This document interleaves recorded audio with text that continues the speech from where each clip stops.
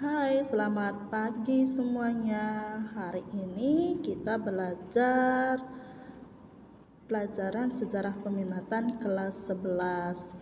Nah, materi kita hari ini itu mengenai paham-paham besar dunia dan gerakan nasionalisme di Asia dan Afrika. Nah, sebelum kita membahas, kalian tahu tidak paham-paham besar dunia itu apa saja? Nah, paham-paham besar dunia itu terdiri menjadi 5. Nah, yang pertama itu ada liberalisme. Yang kedua itu ada demokrasi. Yang ketiga sosialisme. Dan yang keempat nasionalisme. Dan yang kelima itu ada pan-islamisme.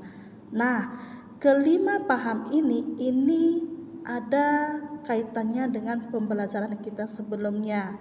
Nah, pembelajaran kita sebelumnya itu mengenai suatu kejadian yang terjadi di Eropa, itu dimulai dari abad pertengahan, Renaissance dan reformasi gereja dan yang lain-lain. Nah, dan yang kedua hubungannya itu pastinya mengenai revolusi yang terjadi di dunia seperti itu. Nah, sekarang kita harus mengetahui terlebih dahulu apa sih kira-kira nanti yang terjadi dalam materi ini. Nah, di materi ini nantinya yang terjadi itu adalah rakyatnya ataupun ya sebagai rakyat itu kita tidak mau lagi ditindas oleh negara-negara lain ataupun para penguasa ataupun pihak lain, itu kita tidak mau lagi kita itu ditindas seperti itu. Jadi yang ada nanti di materi kita itu semuanya mengenai kebebasan, terus kita harus mempunyai hak-hak asasi, terus kita harus mempunyai namanya martabat manusia seperti itu ya. Nah, yang pertama kita akan bahas terlebih dahulu itu adalah liberalisme. Nah, apa sih itu liberalisme? Nah, liberalisme itu diambil dari bahasa Latin, artinya itu libertas, atau dalam bahasa Inggrisnya disebut liberty, yang artinya itu adalah kebebasan. Nah, liberalisme itu merupakan suatu paham yang menghendaki adanya kebebasan. Nah, jadi kebebasan yang dimaksud di sini adalah kebebasan yang untuk bertempat tinggal, terus kebebasan kemerdekaan pribadi, terus kebebasan untuk menentang penindasan, serta hak untuk mendapatkan perlindungan pribadi dan hak milik seperti itu. Nah, jadi sebenarnya liberalisme ini dimulai pada masa apa? Nah, liberalisme itu dimulai pada masa Renaissance. Ingat ya, Renaissance ini ketika terjadi di Eropa. Nah, yang memperjuangkan kebebasan manusia dari kungkungan gereja ataupun agama. Jadi, kalau anak-anak Miss ingat, saat itu kekuasaan raja, bangsawan dan gereja itu mendominasi seluruh kehidupan masyarakat.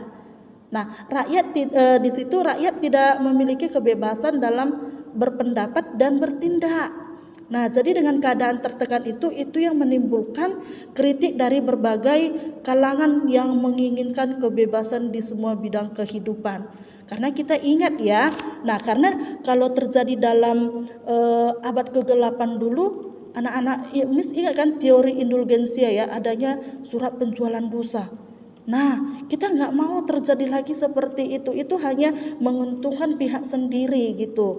Nah, jadi dengan adanya konsep kebebasan, dalam menginginkan kebebasan ini, bidang politik itu melahirkan namanya pemikiran tentang negara yang demokrasi. Konsep kebebasan itu yang nantinya membuat rakyat itu ataupun segala aspek kehidupan kita itu akhirnya nanti itu bebas. Nah, jadi gerakan liberalisme ini sebenarnya banyak dipengaruhi oleh beberapa tokoh. Nah, tokohnya itu siapa aja, Miss? Nah, tokohnya itu ada Voltaire, terus ada Montesquieu, terus ada John Locke. Nah, kalau menurut John Locke, negara terbentuk dari perjanjian sosial individu yang hidup bebas dari penguasa. Itu yang disampaikan oleh John Locke. Nah, kalau menurut Montesquieu ini mungkin kalian sudah sering mendengar ya. Ada prinsip yang dilakukan dalam kehidupan itu ada 3, ataupun disebut namanya trias politika. Nah, apa saja itu isinya? Yaitu adalah yudikatif, eksekutif, dan legislatif. Artinya di situ setiap tatanan kepemerintahan itu sudah ada yang mengatur seperti itu. Itu bukan semuanya hanya satu pribadi aja yang mengatur, tapi sudah ada bagiannya. Nah, itu yang diterapkan oleh Montesquieu. Nah, jadi gerakan liberalisme ini nanti akhirnya meningkatkan menjadi gerakan politik dan meletus dalam bentuk revolusi. Nah, seperti kalau kita ingat itu terjadi di Revolusi Amerika, itu terjadi 1776 ya. Nah, liberalisme dan Revolusi Amerika ini kemudian nantinya itu mempengaruhi rakyat Prancis hingga meletus katanya Revolusi Prancis itu di tahun 1789. Nah, melalui kekuasaannya Napoleon Bonaparte, dia itu menyebarkan namanya semangat liberalisme ke negara-negara Eropa.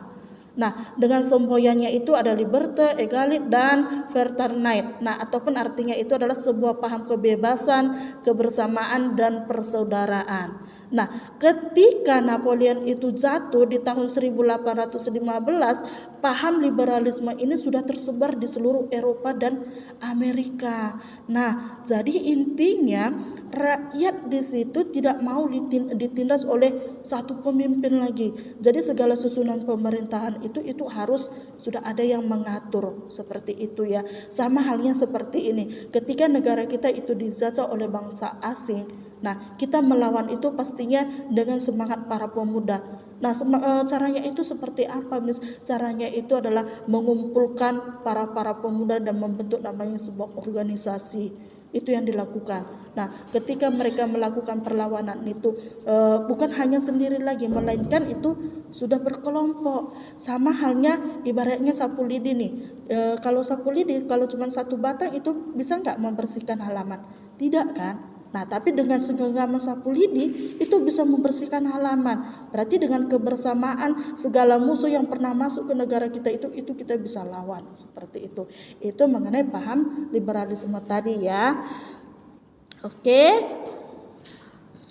Jadi untuk paham liberalisme sampai di sini aja dulu. Nanti kita lanjutkan mengenai paham demokrasi. Oke, goodbye. Selamat pagi semuanya.